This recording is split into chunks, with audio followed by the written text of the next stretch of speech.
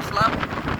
বাংলাদেশের ফ্লাইট এখনো চালু হয় নাই। যারা যে এই দেশে কাজ করতে হবে, দেশে গিয়ে এই দেশে থাকবে, কাজকর্ম করবে, ওই সমস্ত ফ্লাইটগুলো এখনো চালু হয় নাই। তবে আমি নিয়মিত যাই।